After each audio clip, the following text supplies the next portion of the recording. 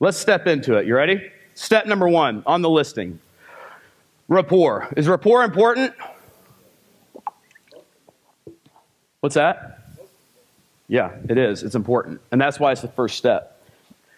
You know, the top salespeople are likable. They're authentic. Right? They're able to communicate and sell without what? Without selling. That's right. And so people are able to connect. So think about the rapport. Here's how this is going to work. And it starts at the walk-up. Here's the thing I want you to understand about the walk-up. The moment that you get out of your car and you shut the door, the appointment starts. What are we doing right there? We're looking for conversation starters. A conversation starter is, in Texas, we have, if it's a Texas Longhorn, flag in the front of their house. What am I going to talk about? That's right, hook 'em. What about Aggies?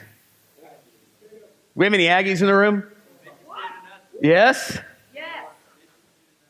First contact. So once we meet that person, we open the door. I'm already thinking. I'm on purpose. I'm strategic. I'm thinking about what I'm going to say to them.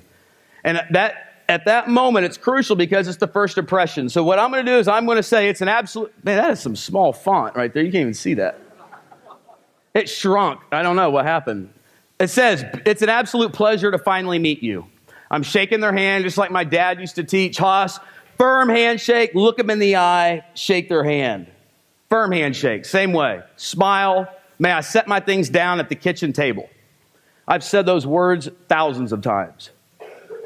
Same time, every time. Why do I say, may I set my things down at the kitchen table? You're being in charge. That's right.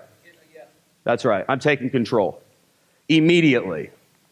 And I'm on purpose. So once I do that, I set my things down. I say, okay, well, great.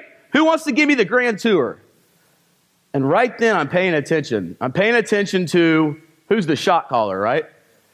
Who's in control? What's the dynamic? Right? Who do I need to win over? Who needs to, who's going to be the hard one to win over? Who matters?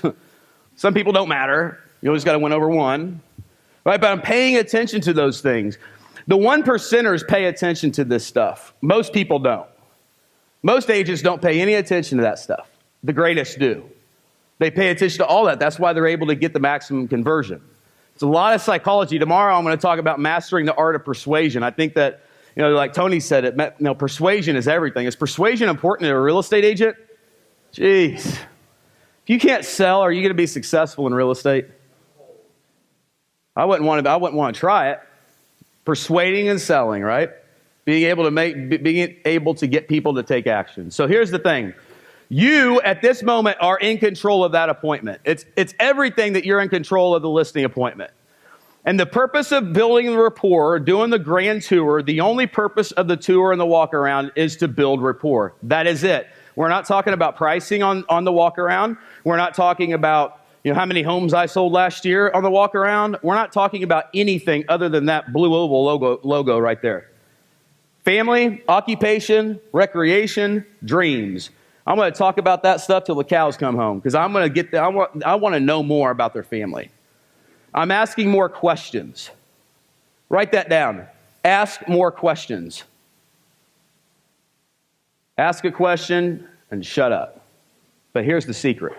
When you ask the question and you shut up, the next thing you do is what? Listen. Isn't it funny how sometimes you ask a question or you say, you ask somebody a question and they respond and you didn't even listen to them at all? Do you ever do that? No, never. None of us do that. Here's the thing. People know when you do that. And I just want you to create some awareness in that area because most people do that. They ask a question, they don't even listen. And what I want you to do is when you ask a question with the customer in front of them, just think what Haas said on stage at Recharge. Listen. Just embed that command. Listen. Because they're telling you everything that you need to know.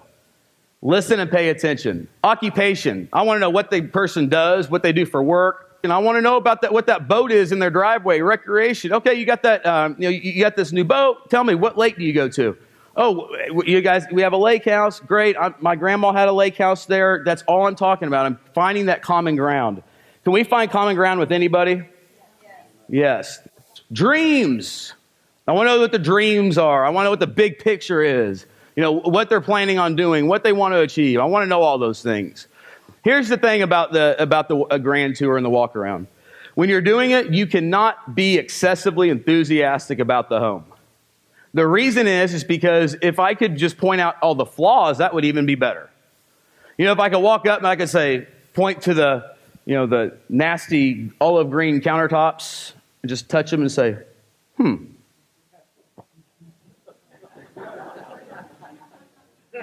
What's Susie thinking? You know what? I know. You know, Charlie, you said you're going to replace those last year. You never did. She's already telling herself, right? That's, you know, I didn't have to say anything. Just, So, Lake Texoma, how long you guys been going over there? You see what I'm doing? Here's the thing. If you're overly enthusiastic and you come in and you're like, oh my gosh, this is such a beautiful house. I love what you've done. I love the hardwood floors. I love the backyard. The pool is amazing. What's happening to the price in their head? That's right. And how many times have you guys gone on an appointment where the seller was completely realistic on where to price the property? No, I'm serious. Does that ever happen? It does, but not much. 20% of the time? Man, you're doing better than I ever did. Right? No, but really though, you got to pay attention to that because what sells homes? Price. That's it. Does marketing sell homes? No. What? Isn't that weird? Yeah, you do tell them that. Yeah. Actually, the only thing that sells this house is you pricing it right. Now, I'm going to show you how to position that in a minute. But it's true, though, right? If the price isn't right, you know, the marketing isn't going to work regardless. I mean, it's got to be priced right. So, pricing starts with the grand tour. So once I do that, I give the tour, and it's not long. I'm in a hurry to get to that kitchen table. I've seen 1,000 houses. I don't really, you know, I'm ready to go. And I say, okay, well, great. Thank you so much, Susie. Let me ask you, may I please have a glass of water before we begin? Sure, Haas. Let me go get it. Okay, hey, Steve. So, you know, tell me more about this, right? I'm controlling the whole appointment. Why did I ask for a glass of water? Why? Well, yes, it's taking control, right? I took control when I said, may I set my things down at the kitchen table? Write that down. May I set my things down at the kitchen table? And the other one to write down is, may I please have a glass of water? What they said, we don't have water, but we have wine. Yes?